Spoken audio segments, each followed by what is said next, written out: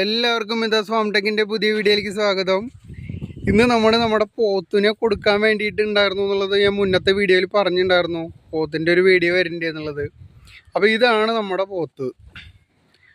അപ്പോൾ ഒരു 2.5 വയസ്സായി. ഇപ്പോൾ 2.5 വയസ്സല്ല, 2.5 വർഷമായി ഇപ്പോൾ നമ്മുടെ കയ്യിൽ. അപ്പോൾ അതിനെ കൊടുക്കാനുള്ള ഒരു ഉദ്ദേശത്തിലാണ്. പിന്നെ ഇപ്പോൾ നമ്മുടെ നായ പിടിച്ച കോഴികളാണ് ഈ നടക്കണത്. നല്ല ഉഷാറായിട്ട് നടക്കുന്നുണ്ട്. പാലൊക്കെ പോയിന്ന് മാത്രം. ഇപ്പോൾ ഇവനെ നമുക്ക് മൂക്കയറൊന്നും ഇല്ലാത്ത കാരണം കിട്ടാത്ത ഒരു ബുദ്ധിമുട്ടും അങ്ങനെയുള്ള പ്രശ്നങ്ങൾ. പിന്നെ അത്യാവശ്യം ഹെവി സൈസായി, അത്യാവശ്യം തീറ്റ വേണം. അപ്പോൾ അതിൻ്റെയൊക്കെ ഒരു ഭാഗമായിട്ട് ഇവനെ നമ്മൾ ഒഴിവാക്കാം എന്നുള്ളൊരു ധാരണയിലാണ്. അപ്പോൾ താല്പര്യമുള്ളവർ നമ്മുടെ സ്ക്രീനിൽ കാണുന്ന നമ്പറിലൊന്ന് ബന്ധപ്പെടുക. അപ്പോൾ ഇതാണ് നമ്മുടെ സ്ഥലം, തൃശ്ശൂർ ജില്ലയിലെ ഗുരുവായൂരാണ്. ഗുരുവായൂർ അമ്പലത്തിൻ്റെ അടുത്ത് തന്നെയാണ്. നല്ല ഉഷാറ് പോത്താട്ടാ. ഒരു തരത്തിലുള്ള ക്ഷീണോ പ്രശ്നങ്ങളോ ഒന്നുമില്ല. ആള് വലിയ ശല്യമില്ല.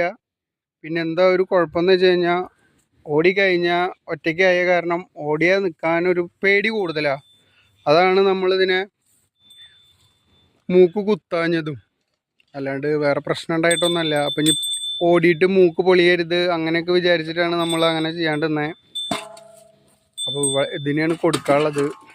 ഇതിനെ കൊടുത്തിട്ട് വേണം നമുക്കിനി അടുത്തൊരു കുട്ടീനെ എടുക്കാൻ.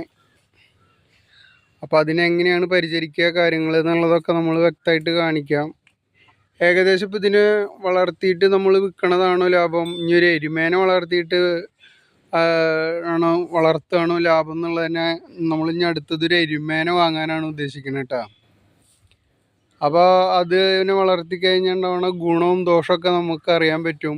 ഇപ്പോൾ പോത്ത് കർഷകർ ഒരുപാടുണ്ട്. പോത്തിനെ വളർത്തിയിട്ട് ആകെ ലാഭമെന്നൊക്കെ പറയുന്നുണ്ട്. അപ്പോൾ ശരിക്കും നമ്മൾ എല്ലാറ്റിനും ഒരു കണക്കുണ്ടെന്നുണ്ടെങ്കിൽ ഇതിൽ ലാഭമുണ്ടോ നഷ്ടമുണ്ടോ എന്ന് എല്ലാവർക്കും അവരവർക്ക് തിരിച്ചറിയാവുന്നതാണ്. എനിക്കിതിൽ വലിയൊരു പ്രോഫിറ്റായിട്ടൊന്നും തോന്നിയിട്ടില്ല. പിന്നെ നമ്മുടെ ഒരു പാഷൻ്റെ പുറത്ത് നമ്മളിത് വളർത്തണമെന്ന് മാത്രമേ ഉള്ളൂ. അല്ലാണ്ട് ഇപ്പോൾ നമ്മൾ ശരിക്കും പറഞ്ഞു കഴിഞ്ഞാൽ ഒത്തിരി തീറ്റ കൊടുത്ത് വളർത്തിയാലൊന്നും തീരെ ലാഭം ഉണ്ടാവില്ല. ഇവിടെ പല യൂട്യൂബ് ചാനലിലും കാണാം, ഞങ്ങൾ അതാണ് കൊടുക്കണേ ഇതാണ് കൊടുക്കണേ. എന്തൊക്കെ കൊടുത്താലും ഇറച്ചിക്കാർ പറയണ ഒരു വില ഉണ്ട്. അതിൻ്റെ അപ്പുറത്തേക്ക് ഇപ്പോൾ നമുക്കിതിനൊന്നും ചെയ്യാൻ പറ്റില്ല. അപ്പോൾ അത് വെച്ച് നോക്കുമ്പോൾ ഇത് ശരിക്കും ലാഭത്തിലല്ല. ഇപ്പം തന്നെ ഇതിന് ഒരു ടീം വന്നിട്ട് 75,000 രൂപയ്ക്ക് ചോദിച്ചു. ഇപ്പോൾ 2 ദിവസം മുന്നേ വന്നിട്ട് എനിക്ക് രസമായിട്ട് തോന്നിയ കാര്യം പറയട്ടെ. വളരെ എൻ്റെ ചെറുപ്പത്തിൽ അറിയണതാണ്. അപ്പോൾ അങ്ങനെ വന്നപ്പോൾ യാദൃശികമായിട്ട് അവർ വന്നു കണ്ട് പറഞ്ഞപ്പോൾ പറഞ്ഞു 55,000 രൂപ ഞങ്ങൾ കാണുന്നുള്ളൂ. അങ്ങനെ ഞങ്ങളിതിന് ചോദിക്കണില്ല എന്ന് പറഞ്ഞിട്ടാണ് പോയത്.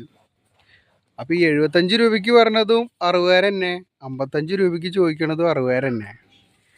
അപ്പോൾ അതാണ് നമ്മുടെ പോത്തിൻ്റെ ഒരു വില വിവരം കേട്ടോ.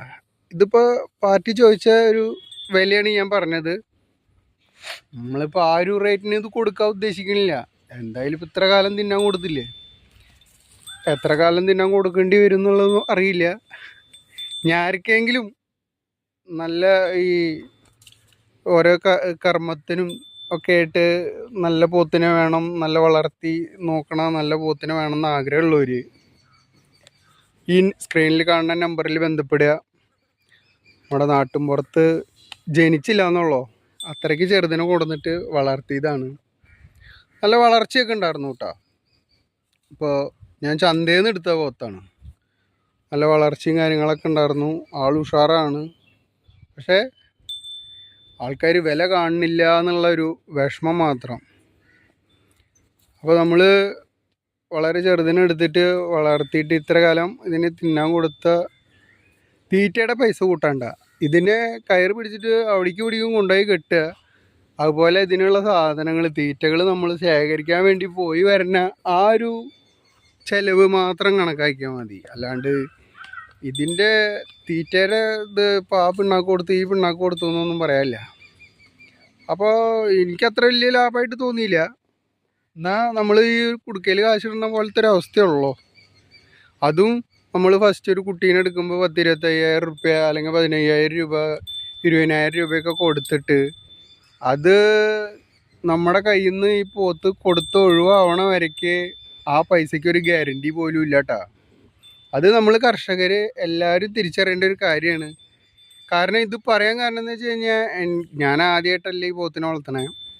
നമ്മുടെ കയ്യിൽ കുട്ടികളെയൊക്കെ എടുത്തിട്ട് കുഴി കുറേ എടുത്തിട്ടുണ്ട്. എന്നിട്ടും ആ ഭ്രാന്ത് മാറാത്ത കാരണമാണ് ഇപ്പോഴും വളർത്തണത്. കാരണം ഒരെണ്ണം 2 എണ്ണം 3 എണ്ണമൊക്കെ ചാവുമ്പോഴെങ്കിലും ചിലവർ നിർത്തും. നമുക്ക് അങ്ങനെ ഒരു മട്ടിപ്പ് വരാത്ത കാരണം ആണ് വീണ്ടും വീണ്ടും വളർത്തണത്. അപ്പോൾ എനിക്ക് വലിയൊരു ലാഭമൊന്നും തോന്നിയിട്ടില്ല.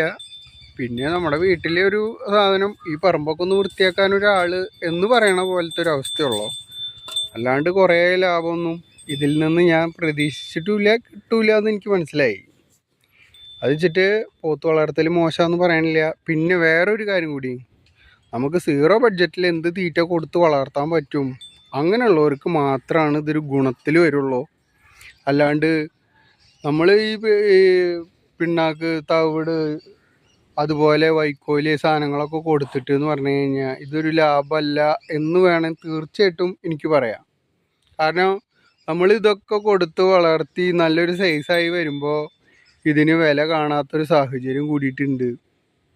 പിന്നെ വന്നു നോക്കി കഴിഞ്ഞാൽ ഇത് ആകെ ഇറച്ചിയില്ല, എല്ലാം, ഇത് തൊലിയാണ്, ഇത് നെയ്യാണ് എന്നൊക്കെ പറഞ്ഞിട്ട് ലേശം തടിച്ചു കഴിഞ്ഞാൽ പറയും അയ്യേ നെയ്യ് മര്യാദയ്ക്കുണ്ടാവും. ഇനി തടിയില്ലെങ്കിൽ പറയും ഇത് വെറും എല്ലിൻ്റെ തൂക്കം തന്നെ ഉണ്ടാവുള്ളൂ, എല്ലും തോലുണ്ടാവുള്ളൂ, ഇറച്ചി കുറവാകും. ഈ ജാതിയിലാണ് നമ്മുടെ ആൾക്കാർ നിൽക്കുന്നത്. ഞാൻ ഇപ്പോൾ ഇതിങ്ങനെ കുറേ ആൾക്കാർ വരാൻ വേണ്ടിയിട്ട് ഇങ്ങനെ കാത്തിക്കണ പോലെ തന്നെയായിരുന്നു. കാരണം എല്ലാവരും കാണുന്ന ഒരു വിലയും അല്ലെങ്കിൽ അതിൻ്റെ ഒരു ഇത് നമുക്ക് നേരിട്ട് അറിയാൻ വേണ്ടിയിട്ട് തന്നെയാണ്. ഇപ്പോൾ എൻ്റെ ഓർമ്മ ശരിയാണെന്നുണ്ടെങ്കിൽ ഇപ്പോൾ ഒരു 5-6 പേര് വന്നിട്ടുണ്ടായിരുന്നു. ഈ 5-6 പേര് വന്നിട്ടുള്ള വർത്തമാനം കേൾക്കുമ്പോൾ നമുക്ക് ചിരി വരും കേട്ടോ. കാരണം എന്താ വെച്ച് കഴിഞ്ഞാൽ, ഈ ഒരാൾ പറഞ്ഞതിൻ്റെ നേരെ ഓപ്പോസിറ്റായിട്ടാണ് ഒരാൾ പറയുന്നത്. ഒരാൾ പറഞ്ഞു 220-230 കിലോ ഉണ്ടാവുമെന്ന്, ഒരാൾ പറഞ്ഞു 200 കിലോ ഇറച്ചി കിട്ടുള്ളൂ എന്ന്, ഒരാൾ 55 ചോദിച്ച ആൾ എത്ര കിലോ ഇറച്ചി കിട്ടുമെന്ന് വിചാരിച്ചിട്ടാണെന്ന് എനിക്കറിയില്ല. അപ്പം ഇവരൊക്കെ ഇവരുടെ ഒരു ലാഭം കണ്ടിട്ട് അതിൻ്റെ ബാക്കിക്കല്ല ഇപ്പം നമ്മളോട് പറയുള്ളൂ. അപ്പം നിങ്ങൾ തന്നെ തീരുമാനിക്കേ. ഈ തിന്നാൻ ഇതുപോലെ ഇപ്പം ഞാനൊക്കെ അത് വൈക്കോല് തീരുമ്പോൾ കൊണ്ടുവന്ന് വെക്കുകയാണ്. നമുക്കിതിനായിട്ട് ഇങ്ങനെ ഒത്തിരി ദൂരം പോയിട്ട് തിന്നാൻ കൊടുക്കാനുള്ള സാഹചര്യം ഇല്ലാത്തൊരു സ്ഥലമാണ്. നമ്മുടെ ഈ പറമ്പിലത്തെ ഒരു സാഹചര്യത്തിലാണ് ഇപ്പം ഇതിനെ വളർത്തുക. കാരണം വെച്ച് കഴിഞ്ഞാൽ ഇത് പൂട്ടണേൻ്റെ മുന്നേ എന്ന് പറഞ്ഞു കഴിഞ്ഞാൽ ഇവിടെ തന്നെ മാറ്റി കെട്ടി കുറച്ച് നമുക്ക് കുറച്ച് ഫ്രീ ആയിട്ട് കിട്ടുന്ന കുറച്ച് സാധനങ്ങളും കുറച്ച് പുല്ലരിഞ്ഞതും അങ്ങനെയുള്ള കാര്യങ്ങളൊക്കെ ചെയ്ത് കൊടുത്തിട്ടാണ് നമ്മൾ നിർത്തിയായിരുന്നത്. ഇപ്പോൾ അങ്ങനത്തെ ഒരു സൗകര്യം ഇല്ല. ചിലവർക്കൊക്കെ വയലും പറമ്പും കാര്യങ്ങളൊക്കെ ഉണ്ട്. അവർക്കൊന്നും വലിയ സീൻ ഉണ്ടാവില്ല കേട്ടോ. എല്ലാവർക്കും നഷ്ടമാണെന്ന് ഞാൻ ഒരിക്കലും പറയില്ല. നമുക്കിപ്പോൾ ഒന്നും ചെയ്യാനും ഒന്നിനും പോകാൻ പറ്റാത്തൊരു സാഹചര്യമുള്ള ആൾക്കാരാണ്. അപ്പോൾ ഇതിനെ നോക്കാൻ അത്യാവശ്യം പറമ്പും കാര്യങ്ങളും ഉണ്ട്, പുല്ലും കാര്യങ്ങളൊക്കെ ഉണ്ടെന്നുണ്ടെങ്കിൽ നമുക്ക് ചെറിയ പൈസ ഇൻവെസ്റ്റ് ചെയ്ത് കഴിഞ്ഞാൽ ഒരു 2-3 കൊല്ലം ആകുമ്പോഴത്തേനും നല്ലൊരു റേറ്റ് നമുക്ക് കിട്ടും. പക്ഷേ ഇവിടെ പുല്ലും വൈക്കോലൊക്കെ വാങ്ങി കൊടുത്തിട്ട് വളർത്തുകയാണ്. ഒത്തിരി പിണ്ണാക്കും തവിടൊക്കെ കൊടുത്തിട്ട് പൈസ ഇറക്കിയിട്ട് നമ്മൾ പൈസ വാരാന്ന് വെച്ച് കഴിഞ്ഞാൽ എനിക്കത്ര വലിയ ലാഭമായിട്ട് തോന്നിയിട്ടില്ല. നിങ്ങളുടെ അഭിപ്രായങ്ങളും നിർദ്ദേശങ്ങളും കമൻറ്റ് ബോക്സിൽ രേഖപ്പെടുത്തുക. നമ്മുടെ ചാനൽ ആദ്യമായിട്ട് കാണുന്നവരൊന്ന് സബ്സ്ക്രൈബ് ചെയ്യുക, അതുപോലെ തന്നെ ഒന്ന് ഷെയർ ചെയ്യുക. അപ്പോൾ നമുക്ക് പുതിയൊരു വീഡിയോ ആയിട്ട് വീണ്ടും കാണാം.